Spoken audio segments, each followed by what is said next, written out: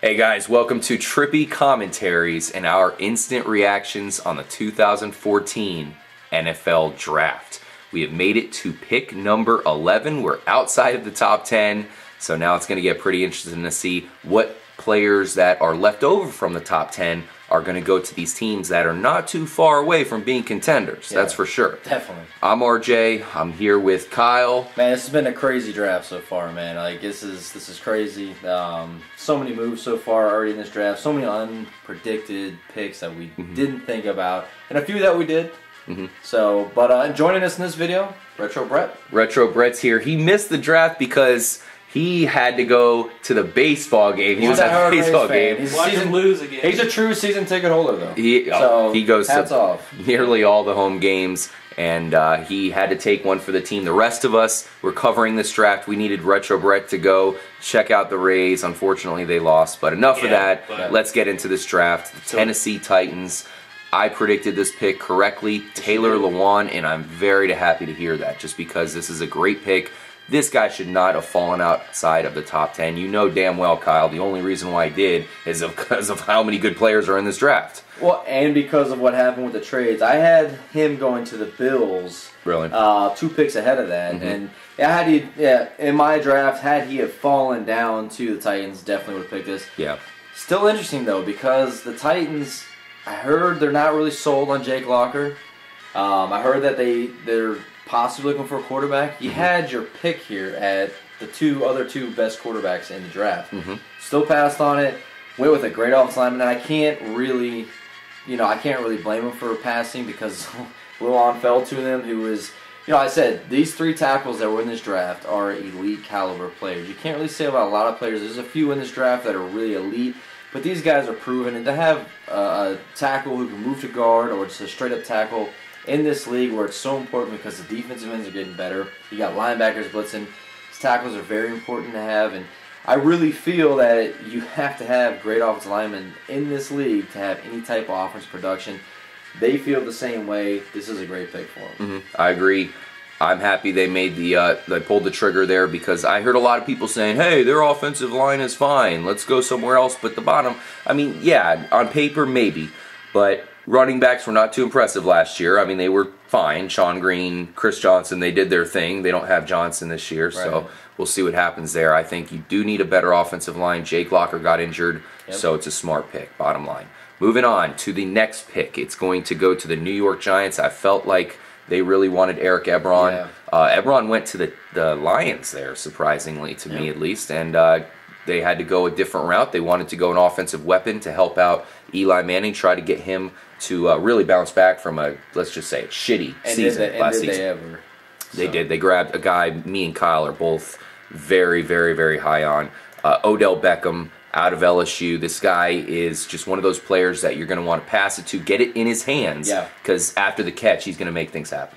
Well, and I feel he fits best in this situation. The other guy I thought they could have taken here, which would have been a great kind of fit for their team right now, was Benjamin from Florida State. Because he's that big, tall guy you can throw it up to. I feel Eli doesn't have that, You saw Nick's wasn't the same last year. He used to be that role before. We kind of throw it up to him, he'd make plays. Wasn't the same last year, so it didn't work for them. So a guy like Benjamin is a guy that could have fit in this role, but Beckham is just as good. He's a great playmaker. You already got Cruz, who is going to be your deep threat, who's going to usually line up in the slot, and he's going to try to burn people. Now you got that possession receiver, that guy, once he's going to create space. Once he gets his hands on the ball, he can take it to the house. So he's an explosive receiver, and he's a great pickup for them. Yeah, I'm sure many of you guys who are watching this, and we really, really appreciate y'all watching. Thank you. Make sure to stay tuned. We really want to bring you top-notch coverage here. But one thing I got to say here is looking at the Giants, I'm sure you're familiar with Odell Beckham. If you are not, make sure to look at his highlights because he is really going to impress you. You're gonna look at those highlights, like I said, if you haven't already. I'm sure many of you guys are very knowledgeable when it comes to the draft. But if you're not familiar with him, please watch his highlights. He just jumps off at you, and he's one of those guys that because his hands are so good, which is a big time NFL trait. After the catch, he's going to be good in the NFL. He really will be. For sure, and then this is kind of how we viewed our receivers in this draft. Sammy Watkins definitely the #1, the definite best receiver in the draft. Mike Evans was our definite number 2 receiver, and then Odell Beckham was that third guy who was a playmaker. All 3 are elite receivers. And for the Giants, maybe this sparks Eli Manning. Maybe this gives Eli Manning that chance to get back. Okay, and now it looks like the Rams are up. Wow, Aaron Donald they're going with. The St. Louis Rams choose Aaron Donald. Kyle, we both had them punched in at safety. Yeah. They need a safety to match up with McDonald, but instead they make their defensive line even more stronger. Are you kidding me? Robert Quinn, Chris Long, they had a couple decent defensive tackles. Now they got a stud.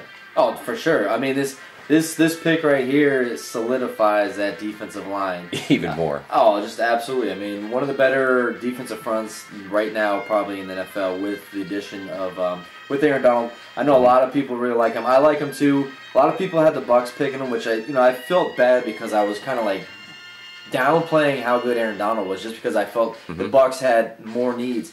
He is a solid player. I mean, yeah, he is short, but the way this guy plays, what we saw him dominating on the field this past season, this is a great pickup for them because now their defense is solidified. I mean, they have two great defensive ends. Now the middle is solid. They picked up Ogletree last year as an amazing outside linebacker. This team is defense, and they're making the right moves. Build up your defense because that's what matters in the NFL right now. Absolutely.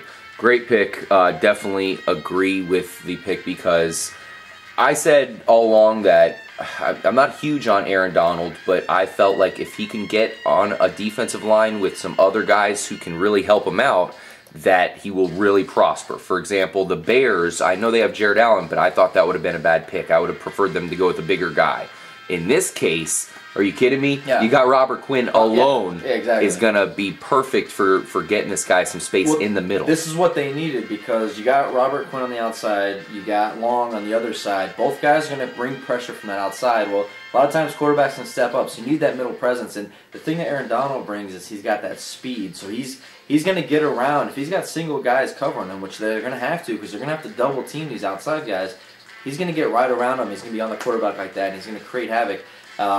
Reminds me of a lot like a Anthony or Booger McFarland, who a lot of our Tampa fans are familiar with.